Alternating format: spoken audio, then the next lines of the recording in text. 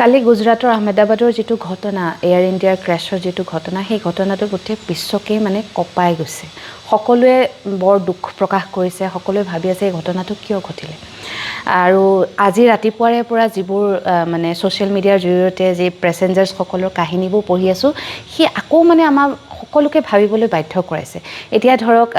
এজন পেছেঞ্জাৰ বাচি আহিছে আৰু তেওঁৰ লগতে থকা এক্স CM তেওঁ থিতাতে নিহত হৈছে এজন পেছেঞ্জাৰে আকৌ 10 মিনিট ট্ৰেফিকত ফচাৰ কাৰণে সেই ফ্লাইটখন বৰ্ডে কৰিব নোৱাৰিলে সেইখিনি সময়ত সেই পেছেঞ্জাৰগৰাকীয়ে চাই কিমান হাহাকাৰ কৰিছিলে এই ফ্লাইটখনত উঠিবলৈ নোপোৱাৰ কাৰণে কিন্তু আজি তেওঁৰ মনৰ অৱস্থা কেনেকুৱা এটা পৰিয়াল গৈছিলে মানে তালি টোপোলা বান্ধি তাত সেটেল হ'ম বুলি গোটেই পৰিয়ালটো নিমিষতেই নাইকিয়া হৈ গ'ল গতিকে বিভিন্ন ধৰণৰ ঘটনা আমি শুনি আছোঁ পঢ়ি আছোঁ তাৰ লগত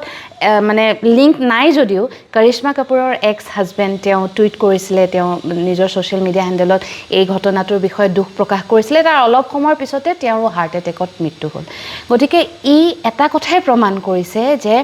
মানে আমাৰ জীৱনটো একেবাৰে আনপ্ৰেডিক্টেবল